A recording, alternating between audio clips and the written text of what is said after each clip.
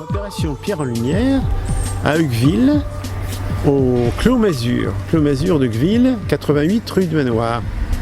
Donc vous êtes dans un ancien corps de ferme comprenant un colombier, une mare et une ferme qui est maintenant une habitation.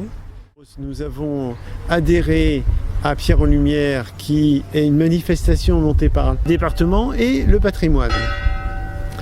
Donc nous avons choisi de renforcer cette manifestation avec le thème du cinéma, en faisant appel à Samuel Marc avec l'exposition de Marc-Georges Boulanger, exposé dans le Colombier, toutes ces lanternes magiques, tous ces films, ces courts-métrages qui sont un véritable trésor. Alors en plus, chose très importante, à 18 h, on reçoit une harpiste dans l'église, Agnès Pétour, qui est l'une des 10 premières harpistes européennes. Armand Chassin est la personne qui a ouvert les premiers cinémas au Havre. Et donc les descendants d'Armand vont faire une rétrospective de l'histoire de leur grand-père.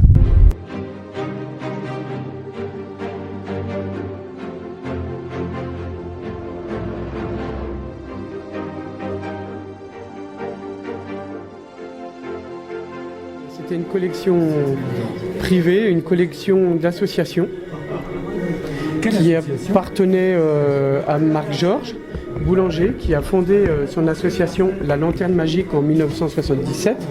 Association qui était déjà active en 1967, mais à l'origine c'était un groupement de jeunes qui se sont amusés à faire des petits films qui ont été tournés avec quelques personnes, tous des amis. Et il reste très peu aujourd'hui d'amis d'ailleurs de cette association. Nous avons conservé depuis le début toutes les archives. Nous avons cette chance-là. Depuis 1967, nous avons toutes les archives de cette association. Au décès de Marc-Georges, en fait, on m'a demandé, puisque j'étais le plus jeune, on va dire, de reprendre la présidence de cette association-là. Et tous ces objets étaient entreposés chez lui. C'était quelqu'un qui vivait avec sa mère et ensuite vivait seul. Et il a entreposé des milliers et des milliers d'archives, soit papier, soit sonore, soit filmées, des machines pour projeter des films, des plaques de lanternes magiques, tout ce qui concernait le cinéma. Ça a été assez compliqué parce qu'il habitait une toute petite maison. Tout était obstrué d'objets et on n'arrivait même pas à ouvrir les portes. Donc il a fallu choisir de désengorger entre guillemets les pièces. On a choisi de garder les machines qui pour nous avaient une importance patrimoniale. On avait envie de conserver ça, plus les affiches de films et divers documents, les films, toutes les diapositives qui avaient été prises depuis le début de l'association. Et donc on avait idée de garder ça et on a été obligé de se séparer d'une partie. Nous n'avons rien vendu, hein. Nous avons tout donné à plusieurs personnes, au musée du cinéma de Bueil. Et tout ce qui concernait Arsène Lupin a été offert à l'association d'Étretat, les amis d'Arsène Lupin. Il faut savoir qu'on a mis 1 an et demi à vider la maison. Donc il a fallu beaucoup de travail pour ne pas abîmer les choses. C'était assez compliqué, très lourd à manier. Voilà. Et beaucoup de choses malheureusement ont été abîmées.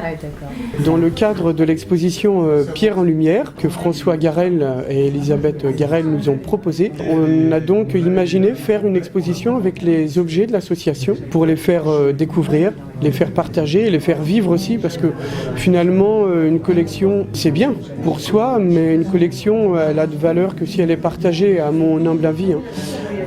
Si on ne fait pas profiter les autres, ça n'a pas trop d'intérêt.